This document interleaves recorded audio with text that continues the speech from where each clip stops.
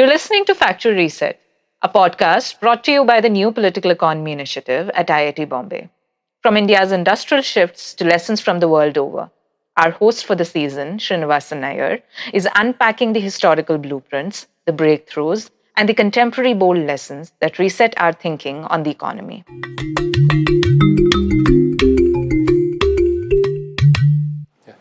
We have with us today Professor Jayati Ghosh, formerly with the Jawaharlal Nehru University, Delhi, now with the University of Massachusetts at Amherst. Thank you, Jayati, for agreeing to the interview. No, it's a pleasure. Thank you for inviting me.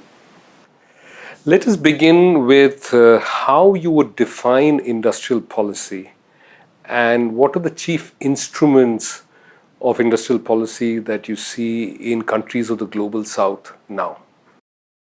Industrial policy is basically the attempt by a state to promote different and new economic activities. That is, those that don't just arise out of market functioning. So this can actually be large enough to include many different kinds of things, not just new industry, although often people think of it that way, or even manufacturing. The idea is to create a structural transformation in the economy, to shift activities from lower value added to higher value added activities. And that's really something which requires state intervention in different ways. It can be in terms of shifting the market incentives, changing the relative prices of certain things.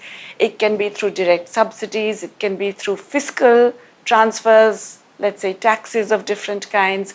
It can be through trade protection. It can be through financial means, providing credit or cheaper credit. There are many ways in which you can try and do it.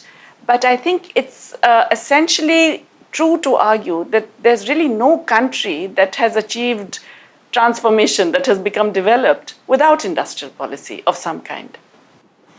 Thank you. That's a wonderful start to our conversation.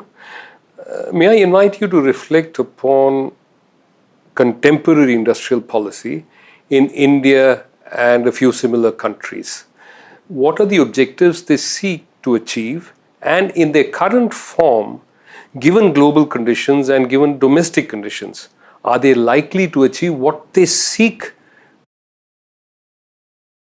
It's very interesting that if we're looking at the global context, in fact, there was a period for about 30 years when it was a policy that could not be named. It was just seen as infra-dig. You couldn't do industrial policy, including in the advanced countries. So the phase of neoliberalism meant that, this was just state intervention of this kind was simply not accepted. But it continued, and there were many countries that continued to do it. And the most successful example of this, of course, is China, which is widely recognized to be the most extraordinary economic transformation probably in history in terms of very dramatic change in the economy. So the countries that are broadly comparable to India, let's say the BRICS, China, India, Russia, South Africa, Brazil, all of these are countries that have pursued very different kinds of industrial policy. It's not the same in any one country. In China, this happened in a very different context, in a broadly planned economic context, in which they were progressively opening up particular sectors. So it wasn't as if you had an open market economy and then you brought in industrial policy. You actually had a relatively controlled, centrally planned economy, and you opened up specific sectors in planned ways. And then you gave those specific incentives.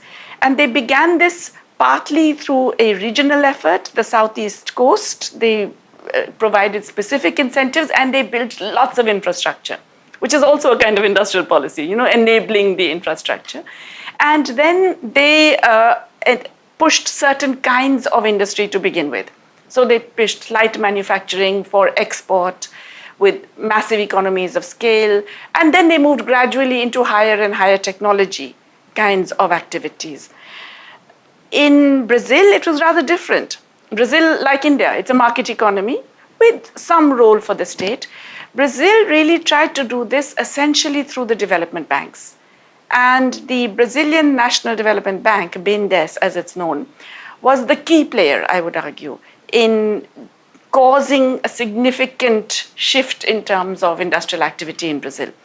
So Brazil is an economy that faces lots of barriers, just like we do in India, but different kinds, but nonetheless, lots of structural barriers to transformation.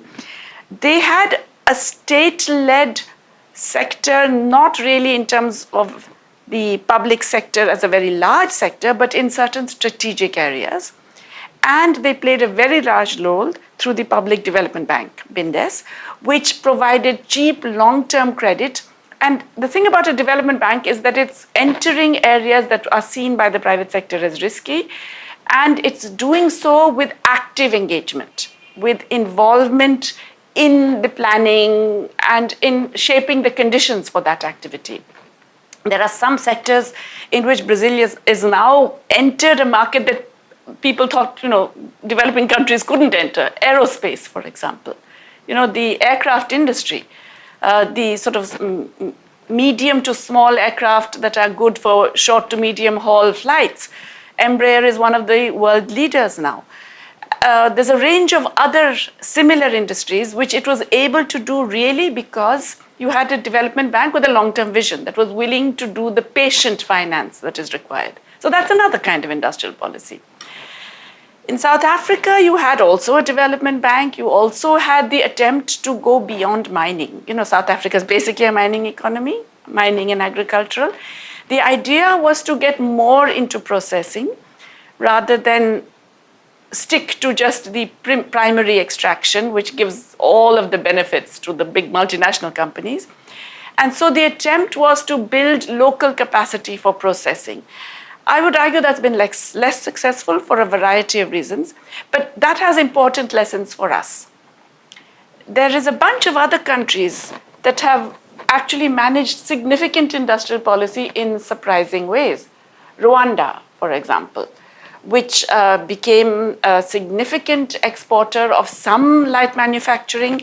It did simple things. It banned the import of second-hand clothing to build its domestic garment industry. It encouraged the expansion of horticultural activities that enabled it to become one of the major flower exporters in Africa. It enabled certain kinds of industrial investment that allowed it to enter particular sectors which were not going to face very huge competition from, let's say, China, which is really the elephant in the room for everybody else at the moment.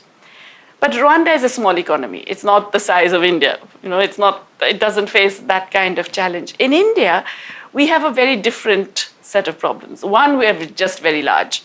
Okay. Now that's at one level an advantage because we have potentially a very large domestic market.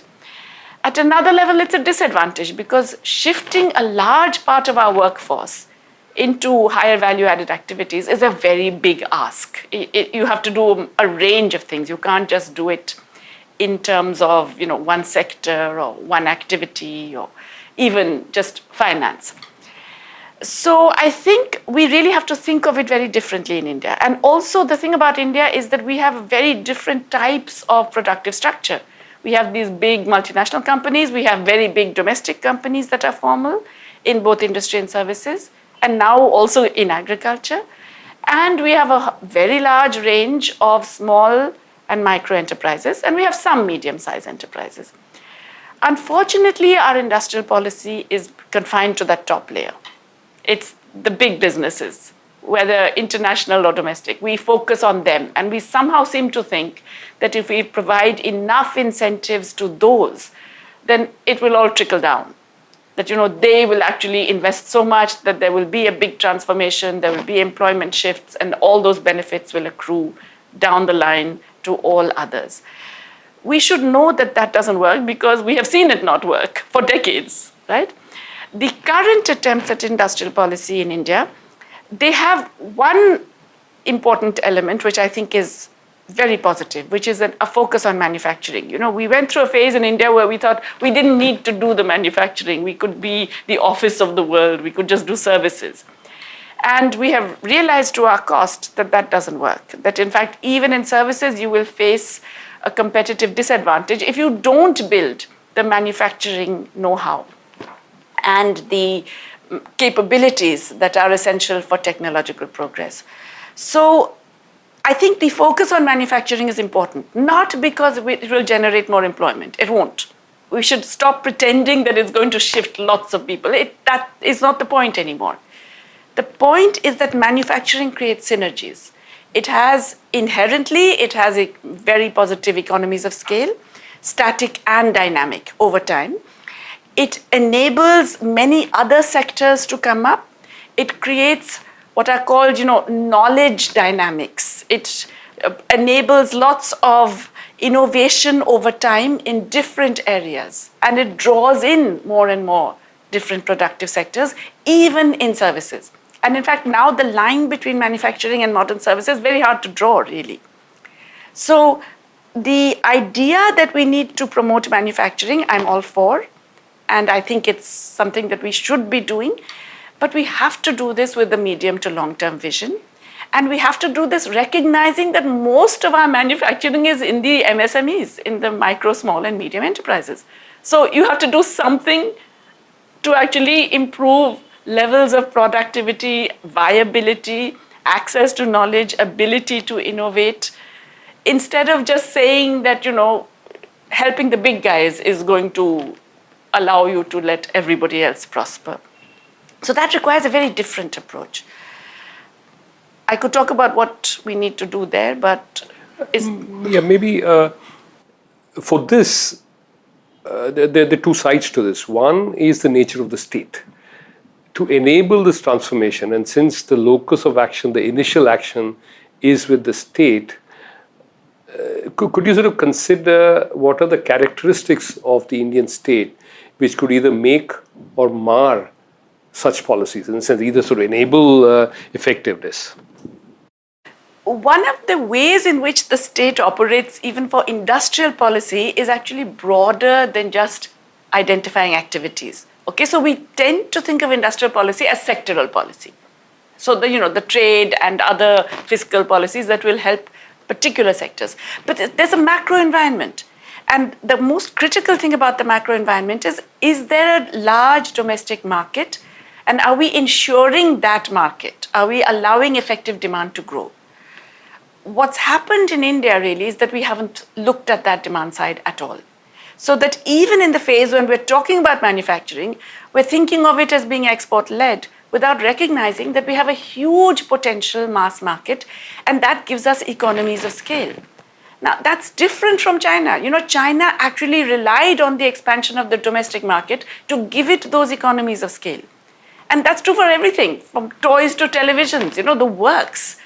You have hundreds of millions of households buying these things, and it dramatically reduces your unit cost. In the Indian case, we're not thinking about that. We're thinking of growth of the top 10% of the population. And so the 90% who would provide your mass market, you're not ensuring their incomes. So one problem with the nature of the state today is that we have a state that in the most simplistic sense is not recognizing that you ignore the bottom half, 80%, 90%, you ignore them, not just at your political peril, but at your macroeconomic peril. It's bad for you in terms of the macro dynamics. You do not generate the growth that gives you the incentives for investment and innovation. So despite all of the tax benefits and all of the other incentives that are dangled to big business, our investment rate has been falling. It barely goes up. You give a huge tax incentive, more than 2% of GDP, investment falls the next year. Because if they don't see profitability, if they don't see a growing market, they won't invest. So I think that's one major failure of the state. And I regret to say that this is a failure that has extended across regimes. It's not something confined to the current government. It happened earlier as well.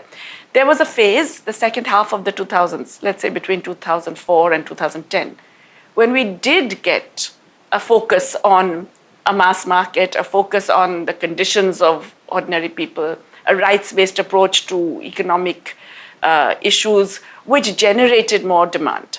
And that was already evident in increased employment and increased small manufacturing and a whole range of other things. But since 2010, actually, it's been the other way. And also, does the Indian state have the autonomy that is necessary to keep industrial policy straight and effective? You talked about the investment banks in Brazil. They just didn't provide the funds. They also ensured that funds were used. Or the Korean case, which has been extensively studied. Has the Indian state shown that? And I'm not merely talking about capacity, just the technical capacity, but just the political wherewithal, which sort of largely, could be represented as autonomy, which would ensure that industrial policy stays true to its path. The Indian state has the autonomy, but it chooses not to exercise it. In other words, I would argue that the Indian state, it's large enough, it's powerful enough, and if it wanted to, it could have done all of the things that have been done in Korea or in Brazil or anywhere else and more. Okay? It chose not to do that, and it chose not to do that for reasons of domestic political economy, which are very complicated, but we know that, right? The power of certain lobbies, the nature of the state people relationships, both at the central level and at regional state government levels. So it was a political choice, as you say, not to do these long-term things. And if you get away with it, then you don't think you have to change. And in a large country like India, do you see evidence that some states have managed this better than other states or the central government?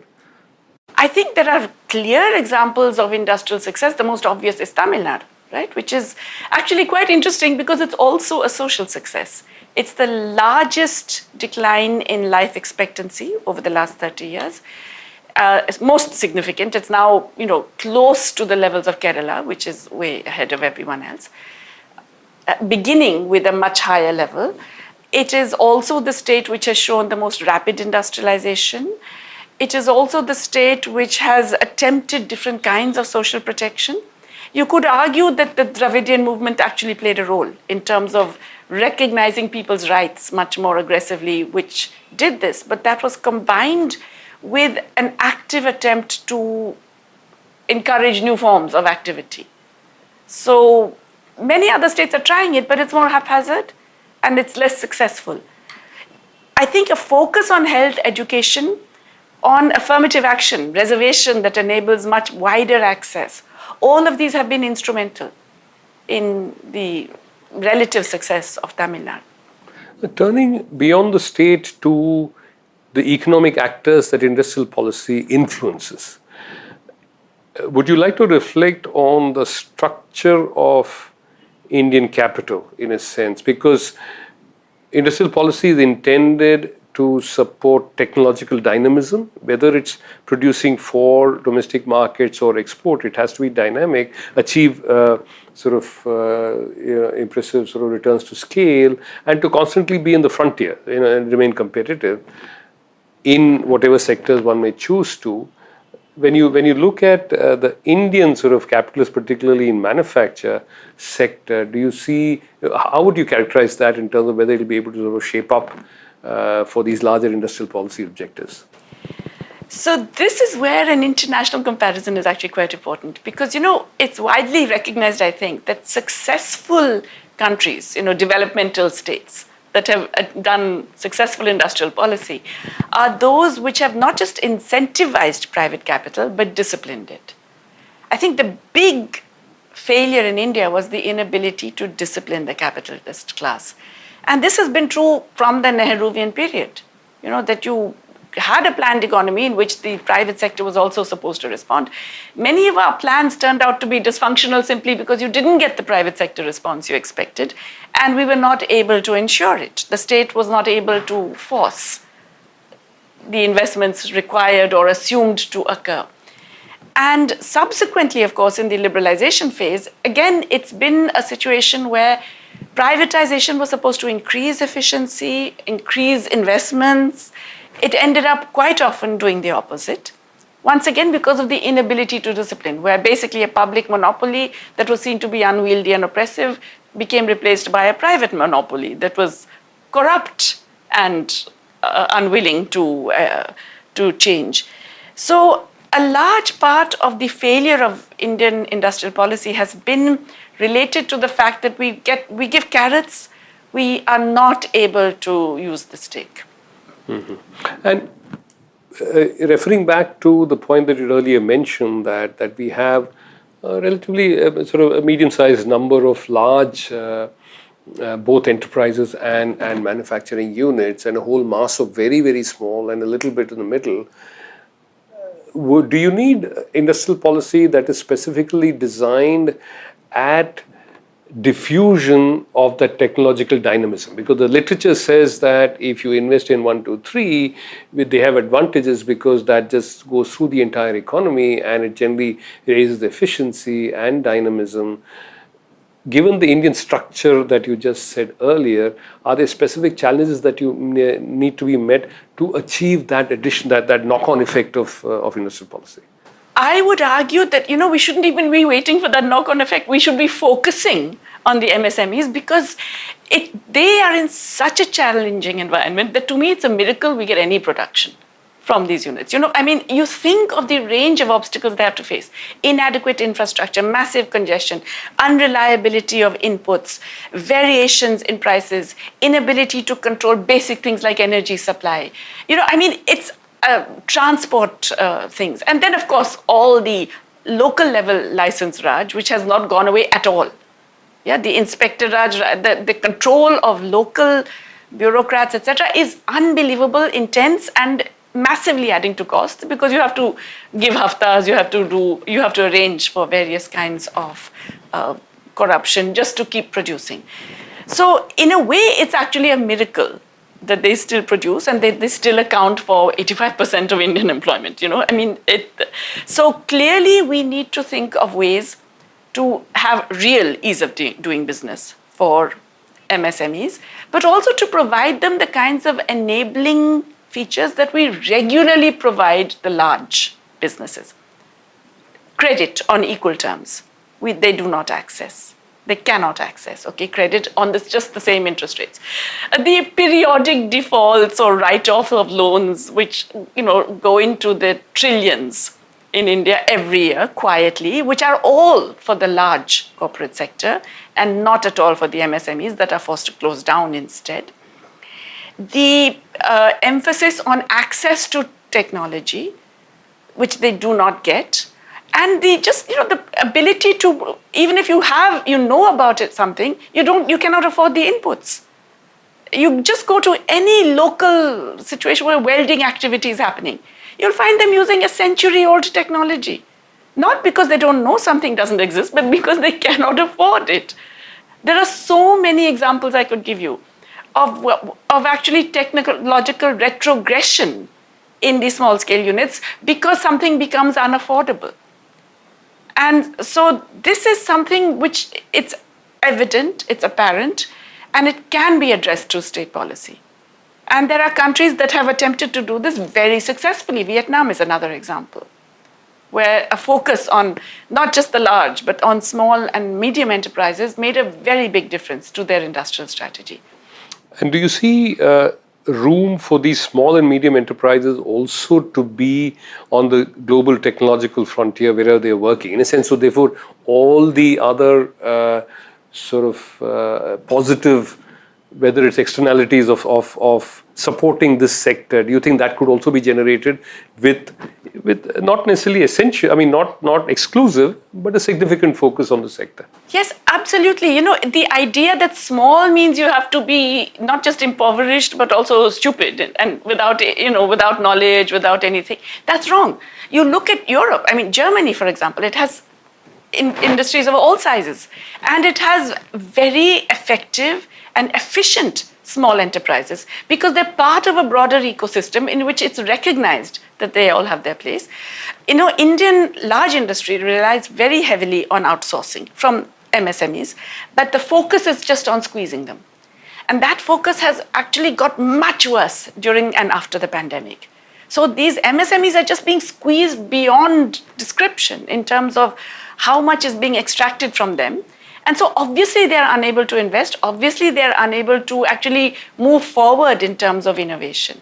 What we need to do is prevent that kind of very exploitative, extractive relationship and empower the smaller industry, improve their bargaining power, give them basic access to knowledge, inputs, finance on equal terms. I'm not saying on better terms, I'm saying on equal terms to what we give the large enterprises. Thank you. I think you've listed out both in terms of what doesn't exist and what needs to, quite an agenda for industrial policy to just meet, I guess, just the stated objectives of competitiveness, of productivity growth, of technological dynamism, and indeed a growth of economic output. Now, if we were to shift to other such desirable goals, they could be either a more democratic ownership of capital, or they could be sustainability, environmental sustainability. Do you think we are anywhere near considering those objectives as part of industrial policy? One of the things that has happened in the whole discussion around industrial policy in the recent debates is that the idea has been broadened. And I think that's very important. So, there's work done by my friend Mariana Mazzucato, who has done a number of things on the entrepreneurial state, on mission economy and so on, which recognizes that it's not just industry and, things like that and making things. It's a whole range of other activities that improve the quality of life, which industrial policy should be devoted to. The care economy is a classic example. And again, it's very important for a country like India because we so underinvest in care. We do not recognize that it's a huge employment generator for the future, especially with new technologies, that it is very important also in improving productivity, that it is critical for future innovation, and that it will actually have very positive multiplier effects over time. So, very much the care sector has to be part of industrial policy. So far, it's always been seen as one of those soft sectors that we're doing to be nice to people. But in fact, it's a very hardcore strategy for diversification, for improvements, for innovation in productivity, in all of these things.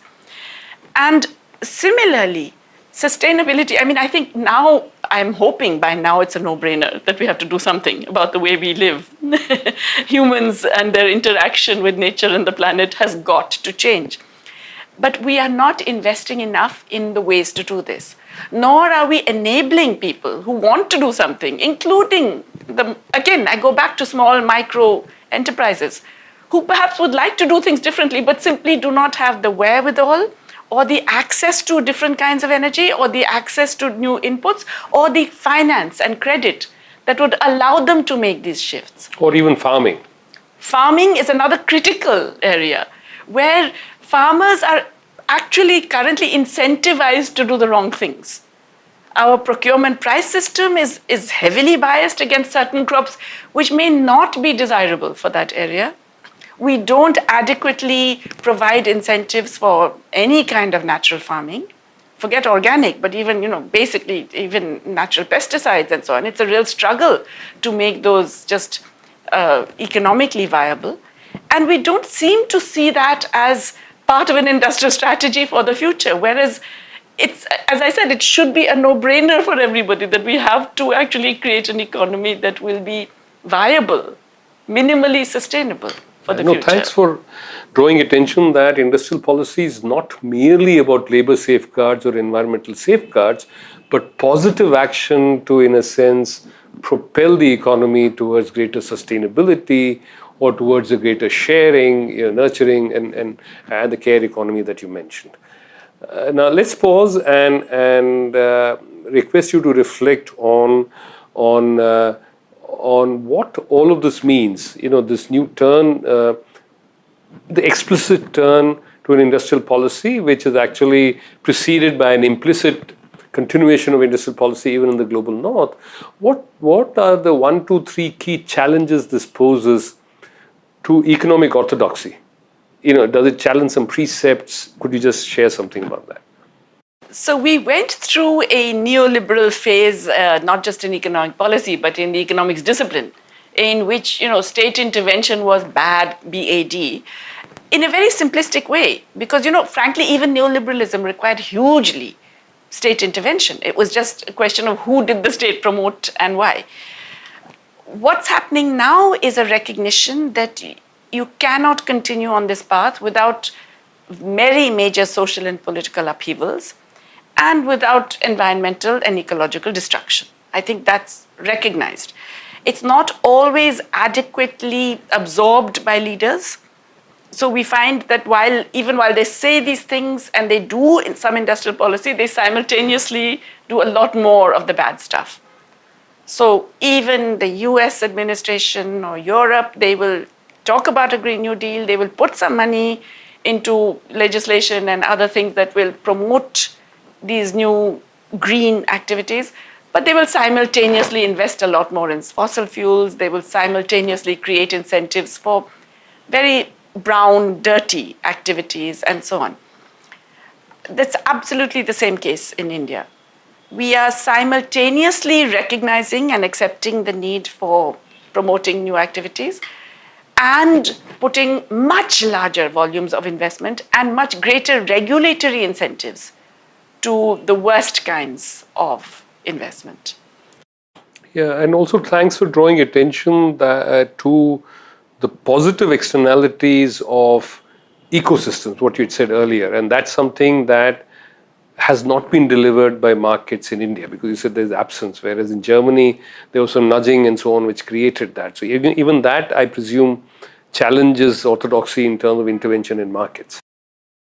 Germany is a very interesting example because they claim to be neoliberal, or so they went along with, but actually they were always very interventionist in every possible way. Finance, for example, they have so many different kinds of banks. They have the state banks, they have the Landesbank, they have the community banks, they have cooperative banks for every different kind of productive enterprise or for families.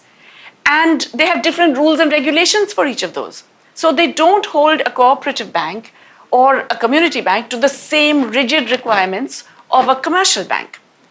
And that's very important. They knew all this, right? On the other hand, they will allow financial liberalization promoted by Davos and the IMF to be imposed on developing countries who need that kind of diversity much more. So Germany, Italy, these are all very interesting examples of countries which never really gave up on industrial policy, always had a much more creative idea of what constitutes industry and promoting different sizes of activities and so on. And wherever we've seen success in the recent past, it's been based on this recognition that you need a much more complex type of broader environment. So yes, there's what we would recognize as industrial policy, like let's say an import ban or tariff or an export ban on raw material or a subsidy to a particular activity. Those are all easily recognizable. But there's a much wider sense in which there is a creation of an ecosystem that will enable productive activity to occur consistently over time. And that includes education, that includes training, the intern and incentive systems in Germany for hiring young people whom you then skill through the process of on-the-job learning and so on. The ability to access different types of credit depending on your needs and conditions and so on. The knowledge about inputs and the availability of the inputs you need, which in fact now the emphasis is on sustainable inputs. All of those things can be done by states, and they have been done by many states continuously, and they are being done again now by other states. And you're suggesting that this complex ecosystem, which has worked so well even for a Germany or in Italy, cannot be produced autonomously by the self-interests of butchers and bakers? It never has been. There has been absolutely no case in which the market economy has created this kind of thing. The whole point is to shape markets so that even if it's an entirely private sector kind of situation, on the face of it, it's a private sector that has been shaped by market incentives, which means everything. It means basic physical infrastructure, it means the social infrastructure of health and education, it means the availability of social protection, it means social cohesion, which is brought about by a whole range of other social and political policies. It means the access to new technologies and knowledge. It means the access to finance and credit. It means the rules and regulations that enable you to function in a reasonable, predictable way. Now, all of these are not creations of markets. In fact, markets rely on them. And I go back to the point, there is no economy that we can look at today that has not achieved increasing diversification, development, higher per capita incomes, etc., without industrial policy. Thank you very much, Jayati, for your time and for sharing these exciting reflections with us. We've learned a lot. Thank you.